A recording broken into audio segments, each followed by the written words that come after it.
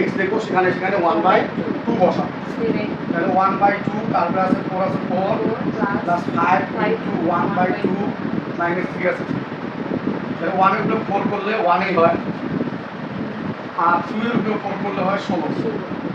পাওয়ার 4 প্লাসে প্লাস। এই গুণন সবসময় উপরেরটার সাথে হয়, তাহলে 5 1 আর নিচে আছে 2 আর মাইনাস 3 আছে 3। তো এই 3 এর নিচে তো মনে মনে 1 আছে নাকি, তাহলে 16 2 আর হচ্ছে 1, এটা লসাগু করতে হবে এখন। তাহলে 16 আর 2 এর লসাগু হলো 16। কিভাবে 16 আর 2 এর লসাগু করবা, এইভাবে করবো, যুক্তি দিলে এটা হয় 1 আর এখানে হয় 8, তাহলে 8 1 8 গুণ 16, এটা হলো লসাগু। তো এই লসাগুর নিয়ম হলো হর দিয়ে ভাগ করতে হয়, যা থাকে তাই দিয়ে লবকে গুণ করতে হয়। তা তুমি 16 দিয়ে 16 ভাগ করলে কত থাকবে, 1, 1 দিয়ে এখন গুণ করলে 1 1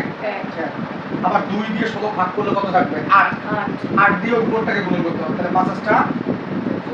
40। ঠিক আছে, বুঝছো কি বিষয়টা, কি বুঝাইলাম, যে এটা তো হর, এটা তো হলো লব, হর দিয়ে ভাগ করতে হবে, যা থাকবে তাই দিয়ে লবকে গুণ করে বসাইতে হবে, প্লাসে প্লাস, হর দিয়ে ভাগ করতে হবে, যা থাকবে তাই দিয়ে লবকে গুণ করতে হবে, করে যা হবে তাই, যেমন এটা দিয়ে ভাগ করতে হয় 8, 8 5 টা 40, তারপর হলো মাইনাস এই 1 দিয়ে এটাকে 16কে ভাগ করলে 16 হবে, কারণ এই 16 দিয়ে এটাকে গুণ করলে হবে 48, 3 16 48। এখন নিচে তো আছে 16 থাকলো,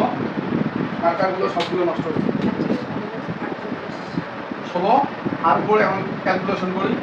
উপরে এই দুইটা যদি যোগ করো তাহলে হয় 41 মাইনাস 48, 41 থেকে 48 বাদ দিলে থাকবে উপরে -7 আর নিচে থেকে 16, এটাই হলো